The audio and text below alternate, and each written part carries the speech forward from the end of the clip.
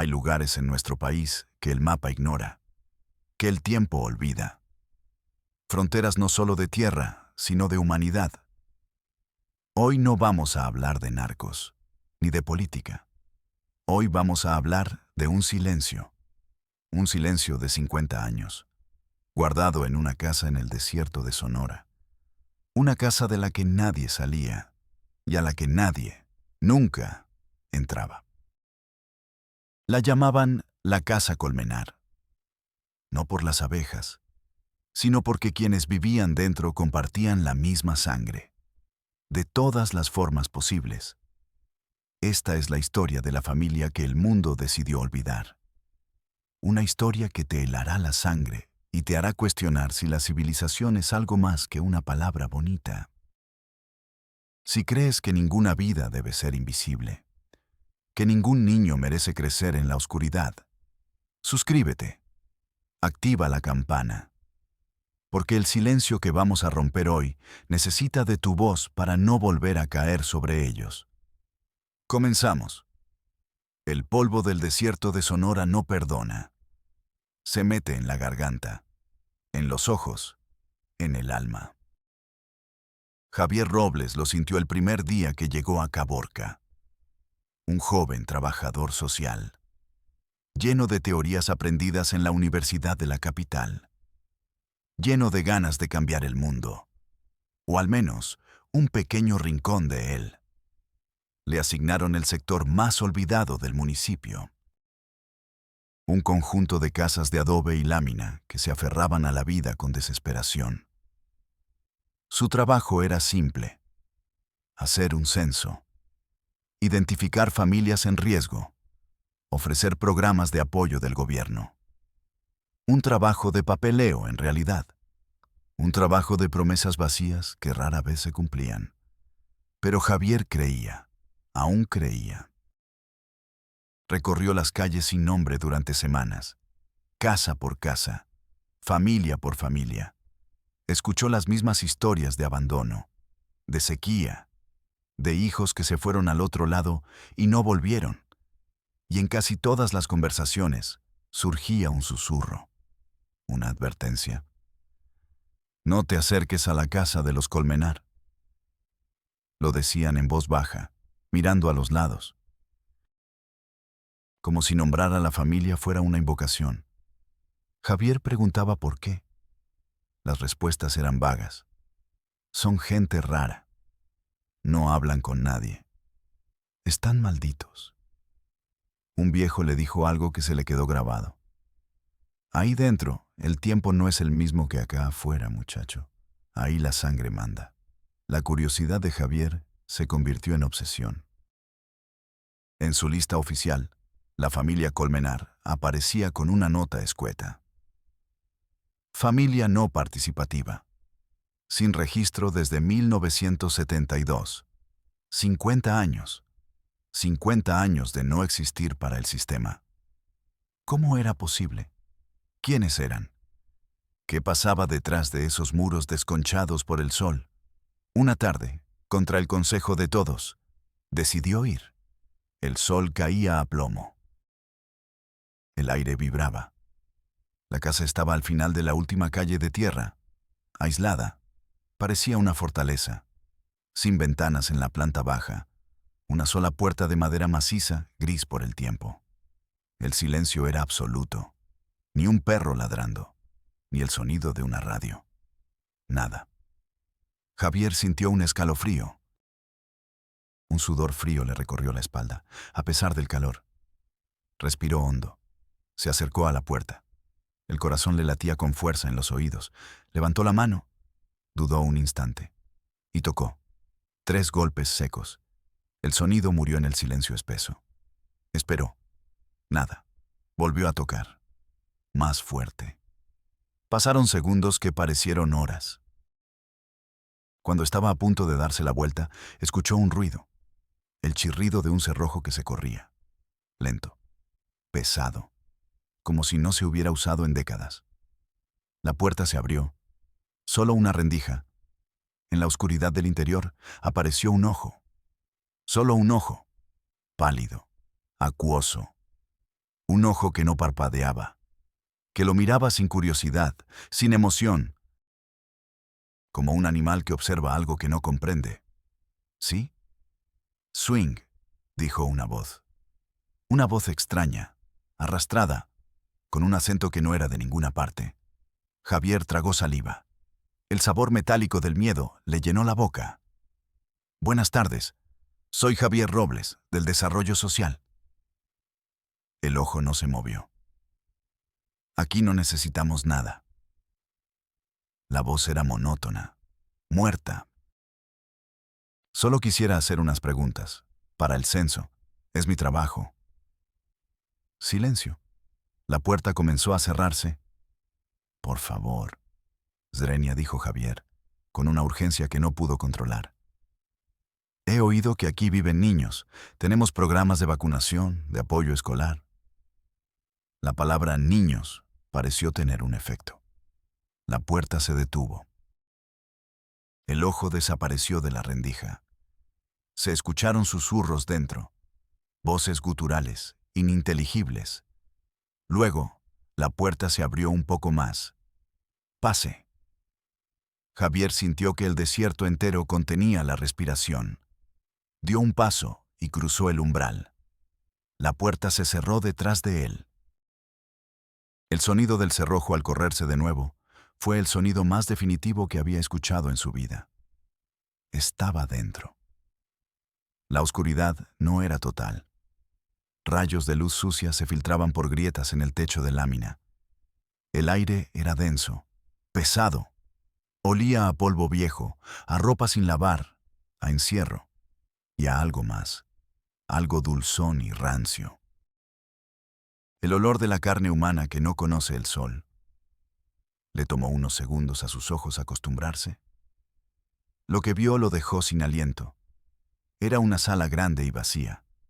Paredes de adobe desnudo, suelo de tierra apisonada. En el centro, sentados en el suelo, en cajas de madera, en sillas rotas, estaban ellos. La familia Colmenar. Había al menos 15 personas, de todas las edades. Un anciano sin dientes que lo miraba con la boca abierta.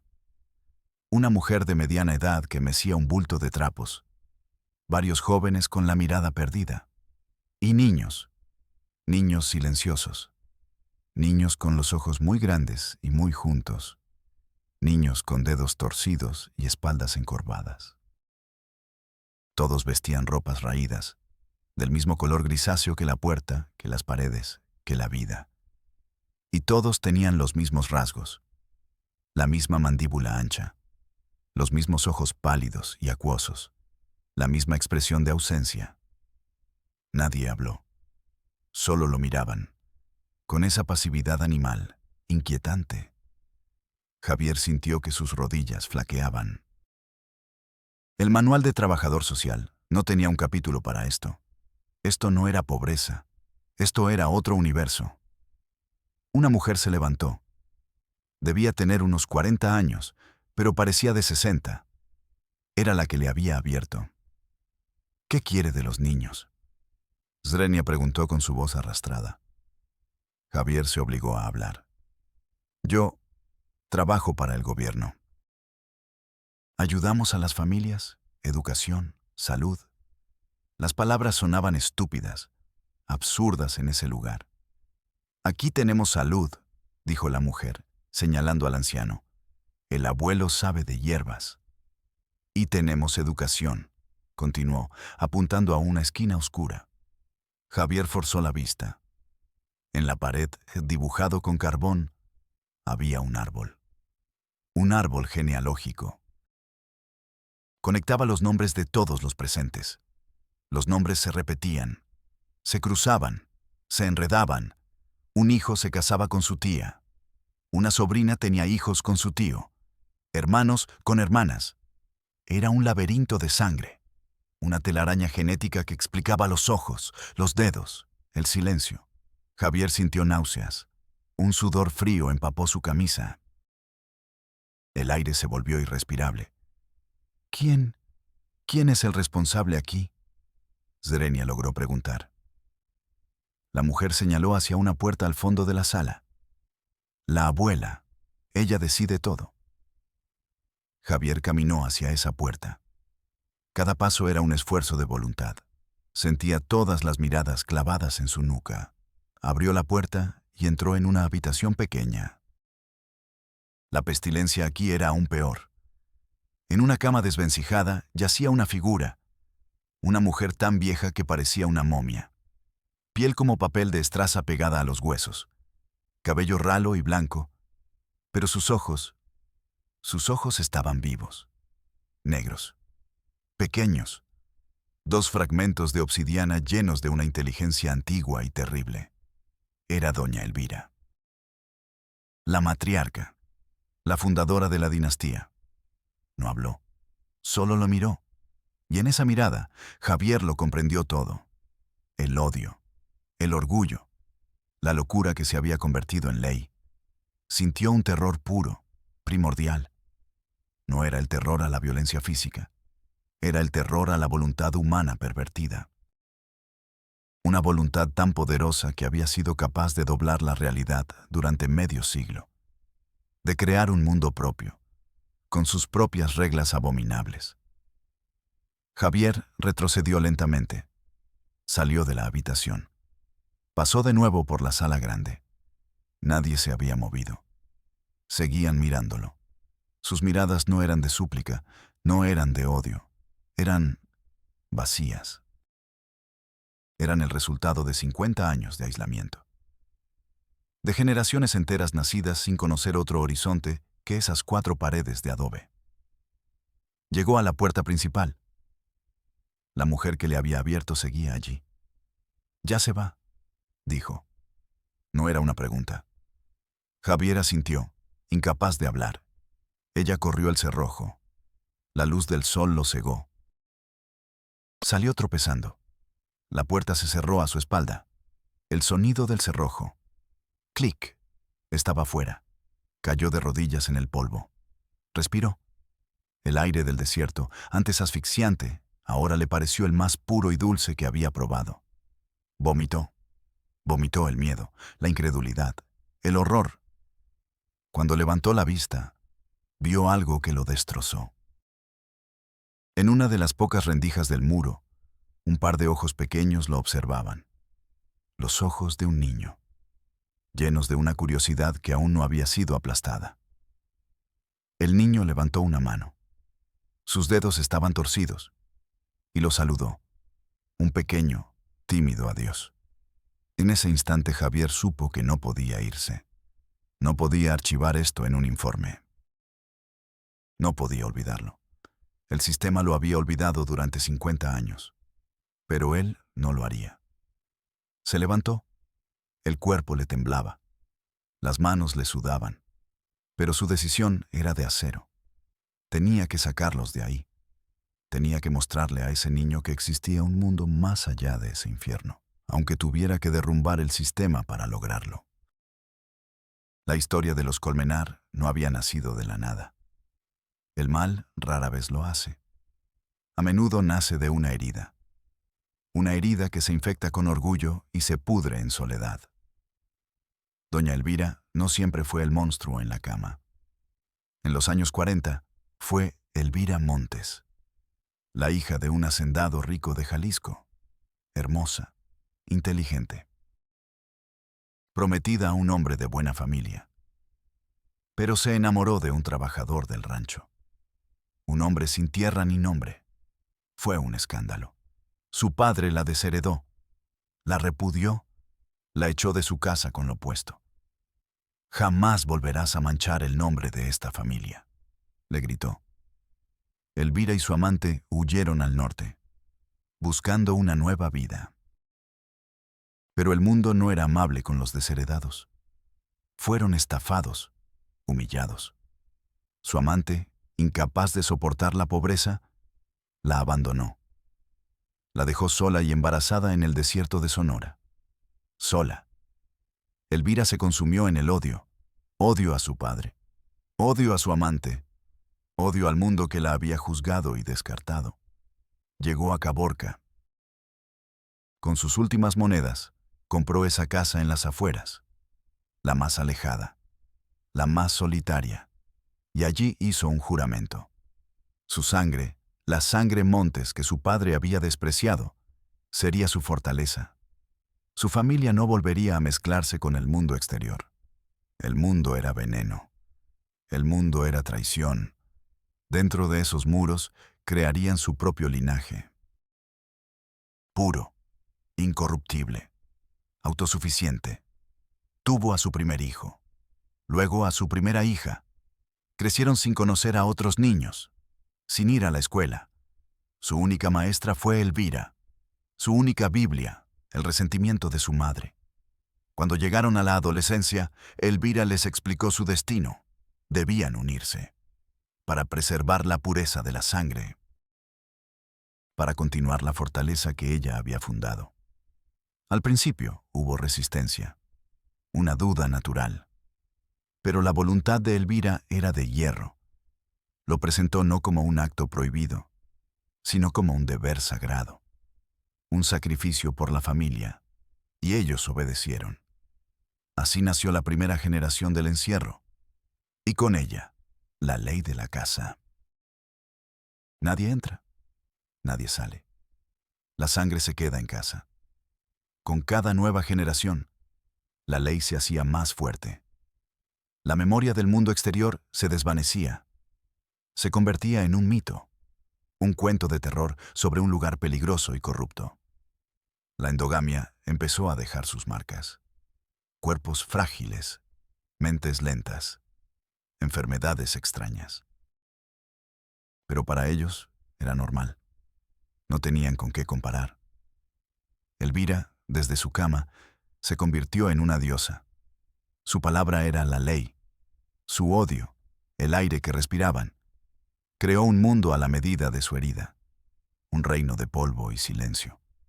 Un monumento a su propio dolor. Un infierno que ella llamaba hogar.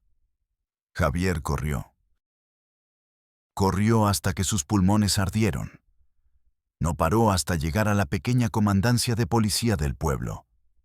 Entró de golpe. El oficial de guardia levantó la vista de un crucigrama. Lo miró sin interés. ¿Qué se le ofrece, joven? Javier, sin aliento, intentó explicar lo que había visto.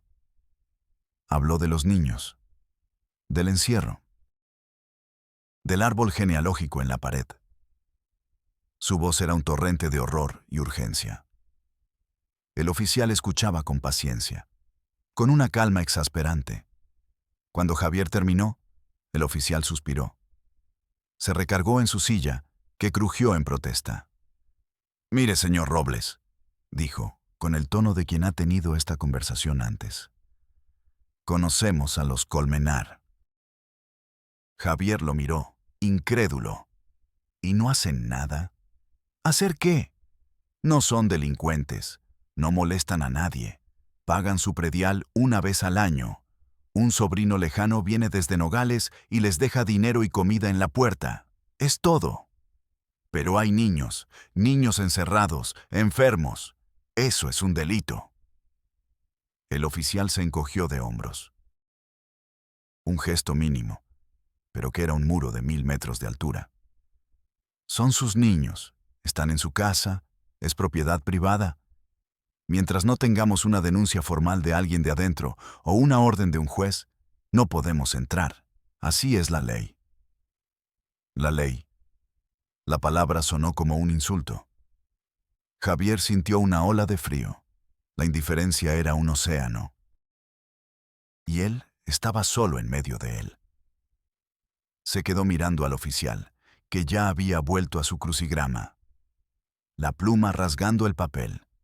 El zumbido de una mosca contra el vidrio. El olor a café rancio. Detalles de un mundo que funcionaba con una lógica perversa. Una lógica que protegía el horror si éste tenía la escritura de una propiedad. Salió de la comandancia sintiéndose más sucio que cuando salió de la casa Colmenar. No se rindió. Al día siguiente, fue a la oficina del DIF municipal. La Oficina del Desarrollo Integral de la Familia. El nombre era una broma cruel.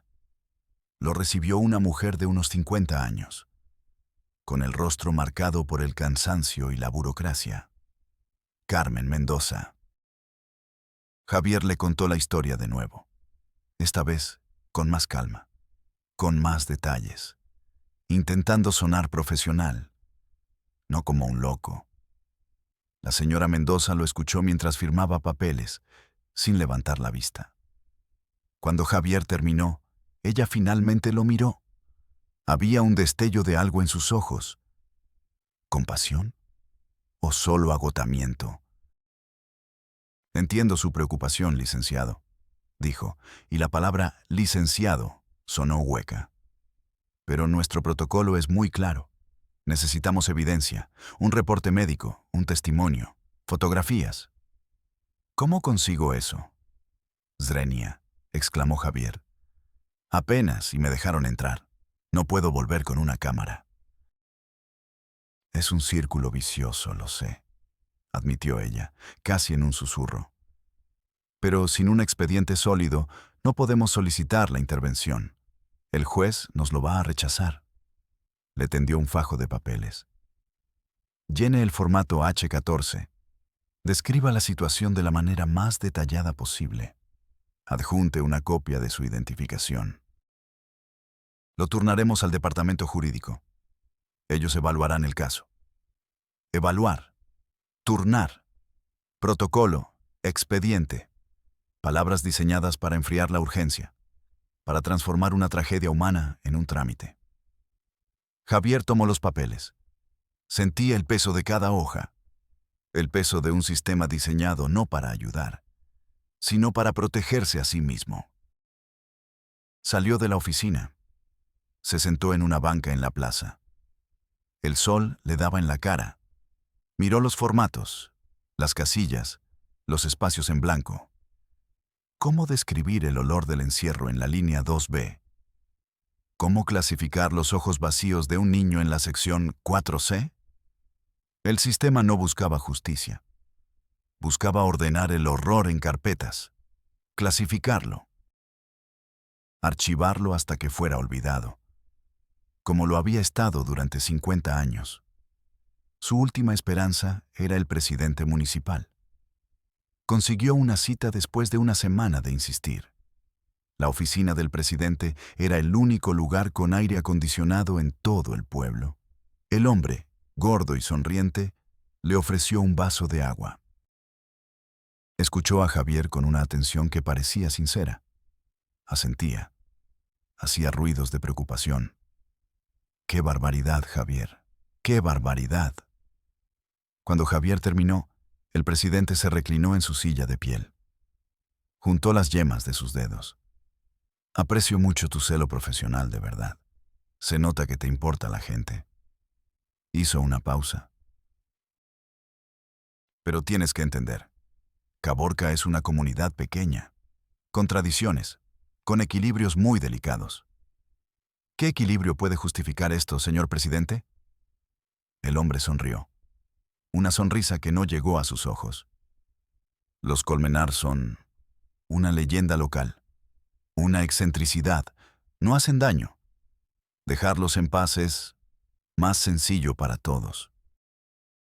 Mover esas aguas podría traer problemas. Problemas que ni tú ni yo queremos.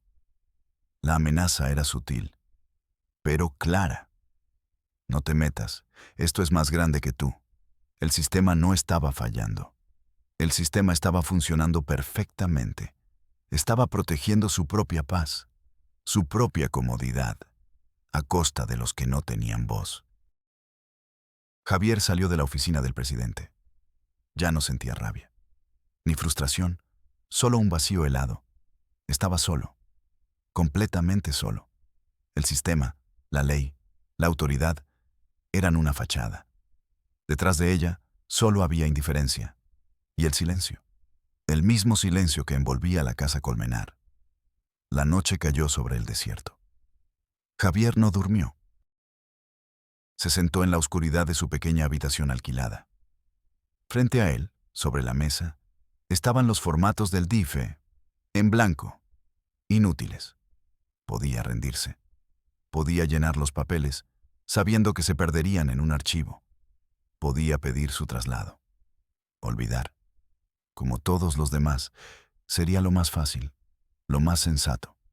Cerró los ojos y vio la mano del niño, sus dedos torcidos, su pequeño y tímido saludo, una chispa de humanidad en medio de la negrura, una petición de ayuda silenciosa. Javier abrió los ojos, tomó los formularios y los rompió en 1000 pedazos. Al diablo con el sistema, al diablo con los protocolos. Si la ley no protegía a los inocentes, entonces la ley era el enemigo. La historia de los Colmenar no terminó esa noche. No hubo una redada espectacular. No hubo un rescate heroico. La realidad es más lenta y más amarga. Javier no se fue, se quedó y empezó su propia guerra. Una guerra silenciosa. Dejó de ser un trabajador social. Se convirtió en un espía de la humanidad. Todos los días pasaba cerca de la casa. A veces veía a alguno de los niños en las rendijas. Les sonreía, les dejaba una fruta, un dulce, pequeños gestos, pequeñas grietas en los muros del encierro. Compró una cámara con un lente potente. Desde la distancia, empezó a documentar. Fotos de los rostros, de las condiciones. Empezó a escribir, no informes burocráticos, sino la historia, la verdad. Contactó a un pequeño blog de derechos humanos de Hermosillo. Anónimamente, empezó a filtrar la información, las fotos, los testimonios de los vecinos asustados, la crónica de la indiferencia oficial. Al principio, no pasó nada. Pero la historia era demasiado monstruosa para ser ignorada por mucho tiempo. Otro medio la retomó. Luego otro. La bola de nieve empezó a crecer. Lenta, pero imparable. No hay un final feliz en esta historia. No hay un momento en que las puertas se abren y el sol entra para todos. La intervención llegó, sí, tarde y torpemente. Los sacaron de la casa. Los dispersaron en albergues y hospitales. Para ellos, el mundo exterior era tan aterrador como para nosotros lo era su encierro. Muchos no se adaptaron, se enfermaron, murieron de tristeza, de realidad. Algunos de los más jóvenes, como el niño que saludó a Javier, tuvieron una oportunidad de aprender a hablar de nuevo. De entender que el amor no debía doler, que la sangre no era una cadena. La casa Colmenar sigue en pie, vacía. Sus muros guardan los ecos de 50 años de secretos. Y Javier sigue ahí, luchando otras batallas, contra otros silencios, con menos idealismo quizás, pero con la misma convicción. La convicción de que una sola persona que se niega a mirar para otro lado puede empezar a derrumbar un muro, aunque esté construido con medio siglo de olvido. La tragedia de los Colmenar no es solo el incesto, no es solo la locura de una mujer herida. La verdadera tragedia es el silencio de un pueblo entero. La complicidad de un sistema. La prueba de que el peor de los monstruos es y siempre será nuestra propia indiferencia. Soy Padre del Valle y nos vemos en la próxima Realidad México.